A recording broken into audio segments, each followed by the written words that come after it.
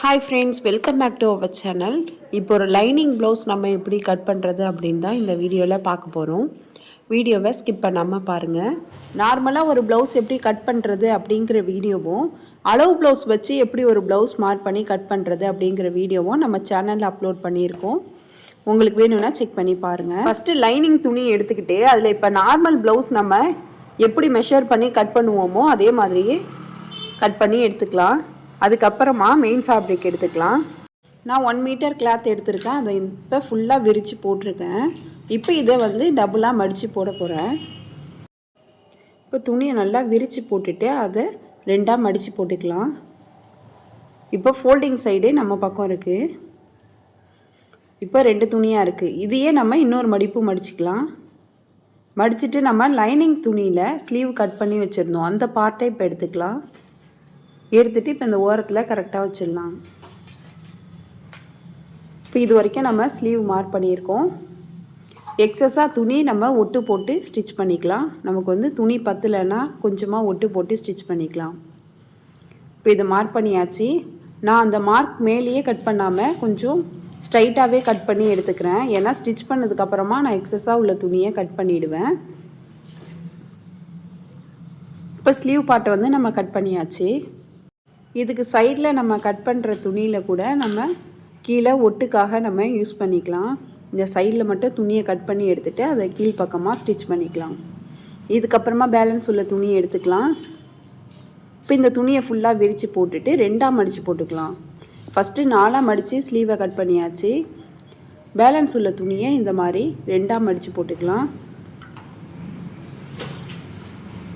இப்போ லைனிங் எடுத்துக்கலாம். நம்ம பேக் பார்ட் கட் பண்ணி வச்சுருக்கோம். அந்த லைனிங் எடுத்துகிட்டு லைனிங்கோட ஃபோல்டிங் சைடும் இப்போ நம்ம வச்சுருக்க துணியோட ஃபோல்டிங் சைடும் ஒன்றா இருக்கான்னு செக் பண்ணிவிட்டு வச்சுக்கலாம்.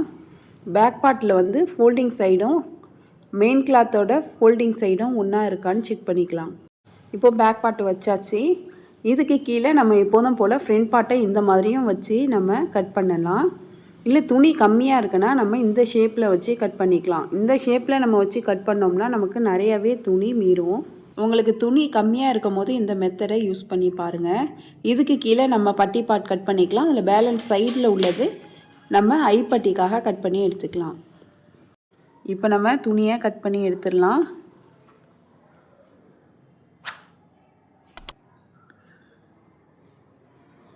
இப்போ நெக் பார்ட்டில் வந்து நம்ம கட் பண்ண வேணாம். லைனிங்கில் மட்டும் நம்ம நெக்கு வந்து கட் பண்ணியிருக்கோம். மெயின் ஃபேப்ரிக்கில் வந்து கட் பண்ண வேணாம். நம்ம ஸ்டிச் பண்ணிவிட்டு அதுக்கப்புறமா கட் பண்ணி ஸ்டிச் பண்ணும்போது தான் நமக்கு நெக் ஷேப் வந்து கரெக்டாக கிடைக்கும்.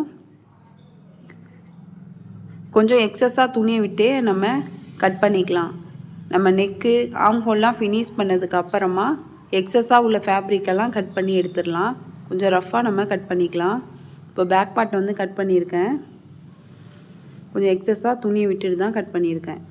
இதுக்கப்புறமா ஃப்ரண்ட் பார்ட்டையும் இதே மாதிரியே நம்ம கட் பண்ணிக்கலாம். ஃப்ரண்ட் பார்ட்லேயும் நெக்கை வந்து நம்ம கட் பண்ணலை, லைனிங்கில் மட்டும்தான் கட் பண்ணியிருக்கோம். மெயின் ஃபேப்ரிக்கில் நெக்கை கட் பண்ணல. ஸ்டிச் பண்ணதுக்கப்புறமா கட் பண்ணிக்கலாம். ஃப்ரண்ட் பார்ட்லேயும் நான் கொஞ்சம் 1/2 இன்ச்சுக்கிட்டே துணியை விட்டுட்டு தான் நான் கட் பண்ணியிருக்கேன். இதுக்கப்புறம் பேலன்ஸ் உள்ள பீஸில் நம்ம பட்டி கட் பண்ணிவிட்டு இதில் சைடில் கிடைக்கிற பீஸை வந்து ஐப்பட்டிக்கு நம்ம யூஸ் பண்ணிக்கலாம். நமக்கு துணி எதுவும் வேஸ்ட் ஆகாது. இப்போ வந்து நம்ம ஃபுல்லாக கட் பண்ணியாச்சு. இந்த ஸ்லீவ் பார்ட்டில் கட் பண்ணுற இந்த துணியை எடுத்து ஸ்லீவுக்கு கீழ்ப்பக்கமாக நம்ம ஒட்டு போட்டு ஸ்டிச் பண்ணிடலாம். இப்போ லைனிங்கில் நம்ம நெக்குக்கு தனியாக கிராஸ் பீஸ் கொடுக்கல, டைரெக்டாக மெயின் ஃபேப்ரிக் மேலே லைனிங்கை வச்சு நெக் சைடை ஸ்டிச் பண்ணிவிட்டு அதுக்கப்புறம் நாட்சஸ் கட் பண்ணிவிட்டு நம்ம துணியை நல்ல பக்கமாக எடுத்து விட்டு ஸ்டிச் பண்ணிக்கலாம். இந்த வீடியோ உங்களுக்கு யூஸ்ஃபுல்லாக இருந்துச்சுன்னா லைக் பண்ணுங்கள், ஷேர் பண்ணுங்கள், கமெண்ட் பண்ணுங்கள். மறக்காமல் சிவி சாய்ரா சேனலை சப்ஸ்கிரைப் பண்ணிவிட்டு பக்கத்தில் உள்ள பெல் ஐக்கானை கிளிக் பண்ணிவிடுங்க. தேங்க்ஸ் ஃபார் வாட்சிங்.